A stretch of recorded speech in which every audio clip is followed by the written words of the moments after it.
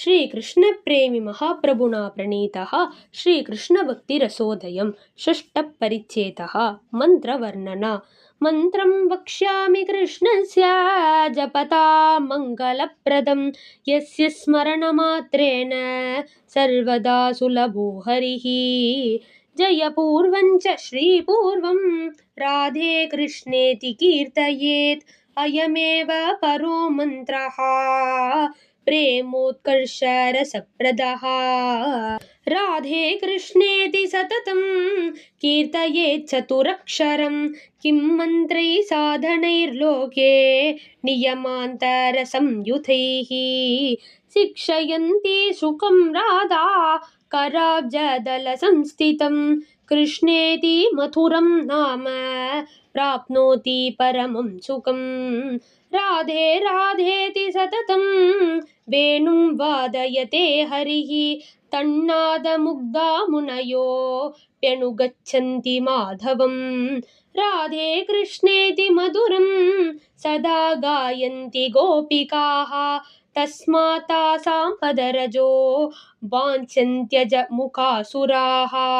ये तस्मान्न परो मन्त्र स्त्रीषु लोकेषु विद्यते तस्मादुज्जै सुमधुरं राधे कृष्णेति कीर्तयेत्। अपवित्रः पवित्रो वा श्रद्धया अश्रद्धयापि वा त्यक्त्वा लज्जां मुक्तकण्ठो राधे कृष्णेति कीर्तयेत्। न देशकालनियमो नोपदेशो गुरुष्वपि सर्वत्र सर्वदा मर्त्यो राधे कृष्णेति कीर्तयेत्। सर्वपापप्रशमनं पावनानां च पावनं मङ्गलं मङ्गलानां च राधे कृष्णेति कीर्तनं।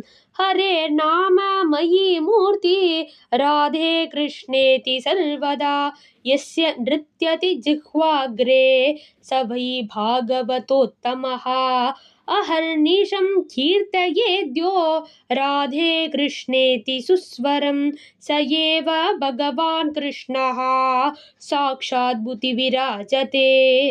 आलोड्य सर्वशास्त्राणि दृष्टो मन्त्रोऽयमुत्तमः राधे कृष्णेति मुनिभिः मन्त्राणां सारदर्शिभिः। तस्मान्नित्यं व्यासपुत्रो राधे कृष्णेति कीर्तयेत् नैष्टिकीं परमां शान्तिं प्राप्नोत् आनन्दरूपिणीम्। वर्णाश्रमादिधर्मेषु विनष्टेषु कलौ युगे एष एव परो धर्मो राधे कृष्णेति कीर्तनं। सत्यं सत्यं पुनः सत्यम् उद्धृत्य भुजमुच्यते राधे कृष्णेति सततं कीर्तनान्न गतिः परा। षष्ठः परिच्छेदः समाप्ता।